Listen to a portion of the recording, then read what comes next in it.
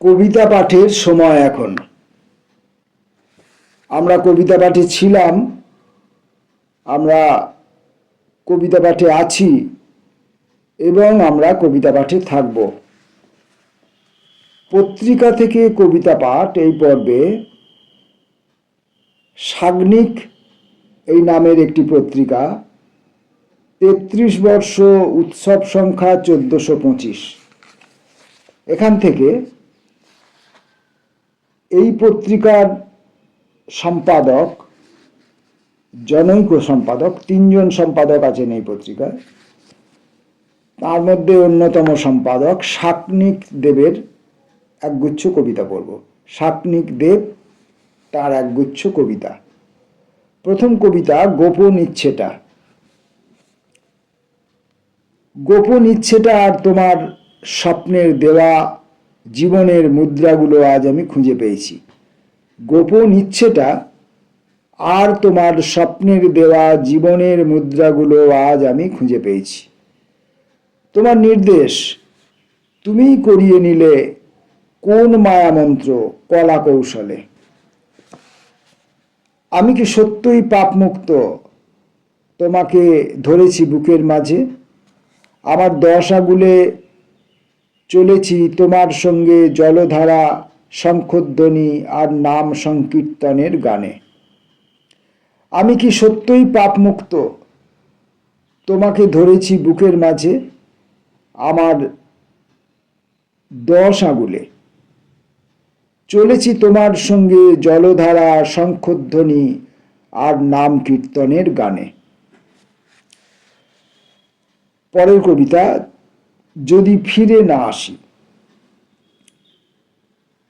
যদি ফিরে না আসি, তুমি কি খুবই কষ্ট পাবে। এই যে আমার ৬ দেওয়াল, সরু গলিপথ, সেসব এখন ভুলেছি। কেবলই একটি মন শুধুই ডাকে, এসো এসো। তোমার জন্য খোলা আছে মুক্ত বায়ু, জন্মান্তর। যদি ফিরে না আসি, কেউ কি মনে রাখে এই যে ঘর, গৃহস্থালী, উঠোন, ধানের মড়াই, স্নেহবৎসল্য, পুত্রকন্যা, অতি আপনজনেরা, সেসব এখন পুরনো কাসুন্দি। সময় কোথায় সময় হারিয়ে ফেলার। যদি ফিরে না আসি, কেউ কি মনে রাখে। শাগ্নিক দেবের পরবর্তী কবিতা সাধনার অক্ষর। আজ সারাদিন তোমাকে ভেবেছি, স্পর্শ পেয়েছি বারে বারে। এই যে আমার মন খারাপ, কলঙ্ক নদীতে ডুব সাঁতার, কয়লা খাদানের কালো ধোঁয়ার কুণ্ডলিতে পাক খাওয়া, এসব গত জন্মের অশুদ্ধ প্রেমের প্রকাশ। তবু তোমাকে ভাবলে কেমন শুদ্ধ হই, পবিত্র হয়ে ওঠে শরীরই অক্ষর বিন্যাস।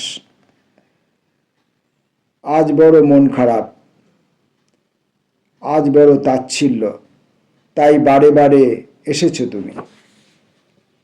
কি শক্তি তোমার, ভুলেছি দগ্ধ দিন, ক্ষীরের উচাটন। এই যে আমি তোমার সাধনার অক্ষর। একথা তুমি বলেছিলে অগ্রহায়ণের নবান্ন উৎসবে। আজকের মতো কবির শেষ কবিতা, রফিক স্যার। মৃত্যুকে জড়িয়ে ধরে মধ্য দুপুর নিয়ে যাচ্ছিল হুল এক্সপ্রেসে। অভিমান, শিশির ধোয়া সকাল কেন বলল না, এই নাও প্রেম। তোমার জন্য থরে থরে সাজানো চণ্ডীদাস বৈষ্ণব পদাবলী। অথচ বকম বকম ঝগড়াটে পাখি মৃত্যুর অঙ্ক শিখিয়ে চলে আমার নিজস্ব খাতায়। কি অদ্ভুত মধ্য দুপুর আর রবিবার। তারা বোঝেনি আমার নিজস্ব খাতায় শেখানো অঙ্কগুলি ভুল, প্রমাণ করে আমার প্রিয় রফিক স্যার। ফিরে আসি অপরাহ্নে, স্যারের মুখোমুখি বসি, কাঁদি, বলি পুনর্জন্ম হলো আমার। তখনও আমার মাথায় রফিক স্যারের হাত। সাগ্নিক দেবের কণ্ঠ হচ্ছে দেবকণ্ঠের মতো, গভীর, গাম্ভীর্যপূর্ণ এবং মায়াবী। যত রকমের বিশেষণ দিয়ে আমি পেরে উঠি না তার কণ্ঠস্বরে, তার কবিতা বা অন্য কারো কবিতা তার কণ্ঠস্বরে শোনার পর।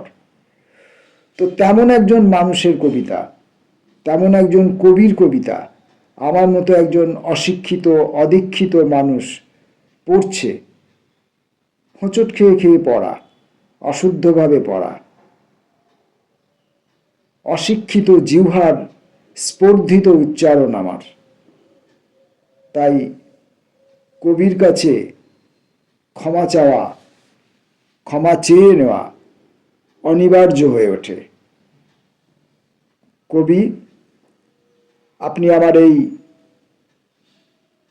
স্পর্ধিত ইচ্ছেকে ক্ষমা করবেন। নমস্কার।